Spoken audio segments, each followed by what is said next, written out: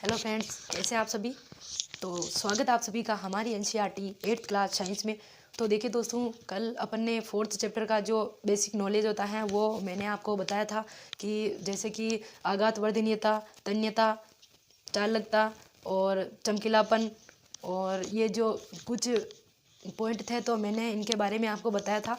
और प्लस मैंने धातु और अधातु की परिभाषा भी बताई थी। तो आज अपन बात करते हैं दोस्तों, जैसे कि धातु और अधातु के रासायनिक गुण, यानी कि इनको कैसे अलग अलग करते हैं धातु और अधातु के रासायनिक गुण। तो सबसे पहले अपन क्या करेंगे दोस्तों कि ये जो धातु और अधातु है इनका ऑक्सीजन से इसकी अभिक्रिया करवाएंगे। क्या करवाएंगे दोस्तों, ये जो धातु और अधातु है तो इनकी ऑक्सीजन से अभिक्रिया करवाएंगे। किससे करवाएंगे? ऑक्सीजन से। जब इन दोनों की ऑक्सीजन से अभिक्रिया होगी दोस्तों, तो देखिए जब धातु की ऑक्सीजन से अभिक्रिया होगी या अधातु की, जब इन दोनों की से अभिक्रिया होगी तो कोई डिफरेंस नहीं होगा दोस्तों, क्योंकि जब धातु की ऑक्सीजन से अभिक्रिया होगी तो भी ऑक्साइड ही प्राप्त होगा अपन को, और अधातु की ऑक्सीजन से अभिक्रिया होगी तो भी ऑक्साइड ही बनेगा। तो आइए देखिए, ये तो बाद में पता चलेगा जब अपन इनसे रिएक्शन करवा के देखेंगे तो अपन को क्या प्राप्त होता है। तो आइए दोस्तों, इनका इनसे रिएक्शन करवाते हैं। तो जो ये धातु है तो सबसे पहले धातु का हम ऑक्सीजन से अभिक्रिया करवाते हैं। तो देखिए दोस्तों, जब अपन ने धातु जो है उनकी ऑक्सीजन से अभिक्रिया करवाई तो सबसे इनमें जो सबसे अच्छा होता है वो क्या होता है, जैसे जंग लगना। जंग जो होता है दोस्तों, जैसे कि लोहा होता है। लोहा क्या होता है दोस्तों, लोहा आपने देखा होगा कि ज़मीन पर बहुत सारी जगह पे ऐसे लोहा पड़ा हुआ रहता है। तो ये लोहा जो होता है दोस्तों, ये लोहा, इस लोहे का रिएक्शन किससे होता है? हवा से होता है, ऑक्सीजन से होता है, और मतलब कि जो जल होता है उनसे भी इनका रिएक्शन होता है।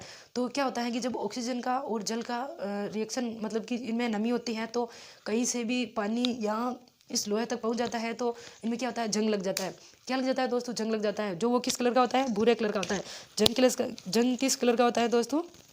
भूरे कलर का होता है। जब जब वो जो लोहा होता है उसको जंग लग जाता है तो जल की उपस्थिति में जब ऑक्सीजन से रिएक्ट करता है लोहा, क्या करता है दोस्तों? जल की उपस्थिति में लोहा क्या करता है? ऑक्सीजन से रिएक्ट करता है। ऑक्सीजन से लोहा रिएक्ट करता है। जल की उपस्थिति में ऑक्सीजन से रिएक्ट करता है जब लोहा, तो उससे बनता है दोस्तों आयरन ऑक्साइड। अपन को क्या प्राप्त हुआ यहाँ पे? Iron oxide. और सबको पता होना चाहिए कि ये जो जब ये लोहा है, मतलब कि जल से क्या होगा दोस्तों, जैसे कि जल, लोहा प्लस ऑक्सीजन प्लस जल, इन तीनों का रिएक्शन होगा तो अपन को प्राप्त होगा यहाँ पे आयरन ऑक्साइड। क्या प्राप्त होगा दोस्तों अपन को? Iron oxide. तो यही बात यहाँ पे बताई गई है, मैंने यहाँ पे लिख दिया क्योंकि आपको आसानी से समझ में आ सके। तो देखिए वापिस से स्टार्ट करते हैं अपन। देखिए, जब जंग को पानी में घोला जाता है, जंग लोहा, इसको क्या करते हैं अपन? जल से रिएक्शन करवाते हैं, पानी में घोला जाता है, तथा विलयन में जब, क्या मैंने अभी आपको बताया था कि जल की उपस्थिति में जब ऑक्सीजन क्या करता है? जल लोहा, मतलब कि जल की उपस्थिति में जब ऑक्सीजन लोहा से रिएक्ट करता है तो क्या होता है? जो लिटमस पत्र होता है, लाल व नीला लिटमस पत्र, उन दोनों में डाला जाता है। जल की उपस्थिति में ऑक्सीजन लोहा से रिएक्ट करता है तो उनमें क्या करते हैं अपन? लिटमस पत्र डालते हैं, लाल एवं नीला। तो देखिए दोस्तों, अपन ने क्या किया उसमें, मान लीजिए कि अपन ने लिटमस पत्र डाल दिए है लाल और नीला, तो लाल व नीला लिटमस पत्र डाला जाता है। तब हम पाते हैं कि लाल लिटमस पत्र नीला हो जाता है। अतः हम कह सकते हैं कि धातु के ऑक्साइड क्षारीय प्रकृति के होते हैं। आपको कैसे पता चला कि धातु के जो ऑक्साइड होते हैं वो क्षारीय प्रकृति के कैसे होते हैं? अपन को ऐसे पता चला ताकि अपन ने अभी रिएक्शन करवा के देखा तो अपन को क्या प्राप्त हुआ। जब अपन ने जल की उपस्थिति में ऑक्सीजन का रिएक्ट करवाया लोहा से तो अपन को आयरन ऑक्साइड प्राप्त हुआ। तो अभी अपन ने करके देखा, इसलिए अपन को पता चला कि धातु के ऑक्साइड क्षारीय प्रकृति के होते हैं। जो धातु होती है तो उसके ऑक्साइड जो जब मतलब कि जो धातु होती है उनसे ऑक्साइड बनते हैं वो किस प्रकार के होते हैं? क्षारीय प्रकृति के होते हैं। किस प्रकार के होते हैं दोस्तों? क्षारीय प्रकृति के होते हैं। तो आइए देखिए, जैसे कि अपन ने धातु की मतलब कि ऑक्सीजन से अभिक्रिया करवा के अभी देखी थी। तो इसमें देखिए आगे देखिए, अधातु, जब धातु की इनसे वो अधातु की करवाते हैं तो क्या होता है दोस्तों, जैसे कि जब धातु की करवाई तो इसमें क्या बताया गया है कि जो लाल व नीला लिटमस पत्र दोनों अपने उसमें डाले थे उस विलयन में। तो हमने क्या पाया कि जो जो लाल लिटमस पत्र, क्या मतलब कि जो लाल कलर का जो लिटमस पत्र था वो नीला कलर का हो गया। तो अपन ने पाया कि किस प्रकार के होते हैं? ये क्षारीय प्रकृति के होते हैं। अब इसका डायरेक्ट उल्टा करके देखते हैं कि जब अधातु सल्फर की ऑक्सीजन से क्रिया द्वारा सल्फर डाइऑक्साइड बनता है, जो अधातु होती है। अपन ने अभी धातु का ऑक्सीजन से अभिक्रिया करके देखा था, तो अब अपन अधातु का भी ऑक्सीजन से अभिक्रिया करके देखते हैं। जस्ट इसका उल्टा हो जाएगा दोस्तों। तो क्या होगा कि सल्फर की ऑक्सीजन से एक क्रिया द्वारा सल्फर डाइऑक्साइड बनता है। आपने देखा होगा कि यहाँ सल्फर प्लस ऑक्सीजन, इन दोनोों का जब अपन रिएक्शन करवाएंगे दोस्तों, तो इनसे अपन को क्या प्राप्त होगा? Sulphur dioxide. देखिए दोस्तों, जब सल्फर प्लस ऑक्सीजन का रिएक्शन करवाएंगे किनसे? इन दोनों को आपस में रिएक्शन करवाएंगे तो अपन को प्राप्त होगा इधर धातु में SO4 I mean sulphur oxide, sulphur dioxide. तो इसके बाद देखिए कि आगे देखते हैं कि ऑक्साइड बनता है, करवाया अपन ने, देखा सल्फर प्लस ऑक्सीजन का रिएक्शन करवाया तो क्या? सल्फर डाइऑक्साइड बनता है तथा सल्फर डाइऑक्साइड को जल में घोलकर, अब जो अपन ने सल्फर प्लस ऑक्सीजन दोनों को रिएक्शन करवा के SO4 बनाया था, तो उनको क्या करेंगे? जल में घोलेंगे।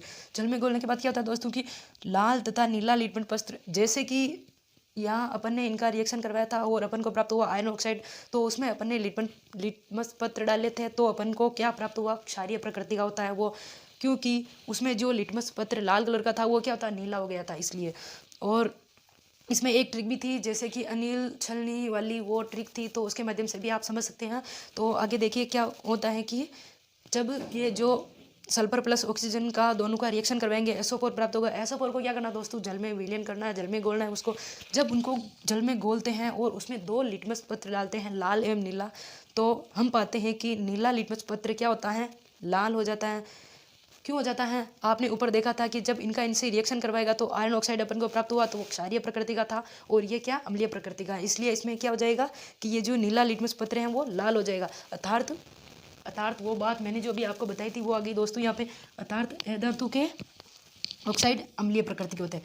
यहाँ अपन ने पढ़ा था कि धातु के जो ऑक्साइड होते हैं वो किस प्रकार के होते हैं दोस्तों। ये बहुत ही इम्पोर्टेंट लाइन है आप सबके लिए, आप ध्यान से देखिएगा, बहुत ही इम्पोर्टेंट है ये। और यहाँ भी देखिएगा कि अगर आप दोनों, मतलब कि आप सबको ये समझ में आ गया कि इनमें डिफरेंस क्या है, तो इन दोनों को याद करने से ये जो आपका बीच का जो नॉलेज है ये आपको बिल्कुल परफेक्टली आपके कंप्लीट हो जाएगा ये। तो इसमें थोड़ा दिमाग एक जगह स्थिर करके देखना कि इसमें क्या डिफरेंस आ रहा है। तो अभी मैंने आपको बताया था इनसे रिएक्शन करवाएगा तो SO4 अपन को प्राप्त हुआ। SO4 को फिर अपन ने क्या किया? H2O यानी कि जल में विलीन किया, और जल में विलीन करने के बाद उसमें भी अपन ने लिटमस पत्र डाले थे। वो लिटमस पत्र डाले थे तो अपन ने पाया कि जो लाल लिटमस पत्र था वो नीला हो गया। आई मीन ये किस प्रकार की प्रकृति का है? ये अम्लीय प्रकृति का है। तो इसके बाद वहाँ अपन ने इनको क्या किया? इन दोनों का रिएक्शन करके ये बनाया और इसको जल में विलीन कर दिया। जल में विलीन कहाँ पे किया दोस्तों? अभी नहीं किया मैं आपको बता रही हूँ। आई मीन ये SO4 है प्लस ये H2O, इन दोनों का रिएक्शन वापस करवाएंगे। जब इनसे किया और ये जो SO2 बना, SO2 को जल में विलीन किया, ये रहा SO2, इसको क्या किया अपन ने? जल में विलीन कर दिया। सल्फर डाइऑक्साइड को क्या अपन ने? जल में विलीन कर दिया। जब जल में इनको विलीन करके इनका रिएक्शन आपस में करवाया तो अपन को प्राप्त हुआ दोस्तों, अपन को प्राप्त हुआ H2SO3 यानी कि सल्फ्यूरस अम्ल। अपन ने यहाँ पे इनका रिएक्शन करवाया तो अपन ने पाया कि आयरन ऑक्साइड अपन को प्राप्त हुआ था।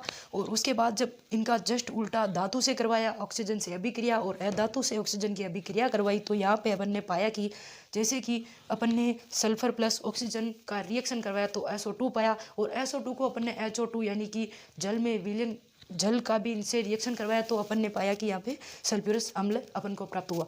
तो एक छोटा सा टॉपिक था जो मैंने आज आपको बता दिया। आई मीन आपको समझ में आ भी गया होगा।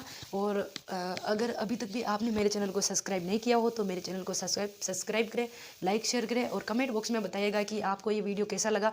और अगर दोस्तों मेरे पढ़ाने में अगर कोई भी चीज़ आपको समझ में नहीं आती है या मैं गलत बताती हूँ तो आप मेरे को कमेंट बॉक्स में बताइएगा, ताकि मैं और इसमें सुधार कर सकूँ और आपको अच्छी तरीके से पढ़ा सकूँ। जय हिंद दोस्तों, धन्यवाद।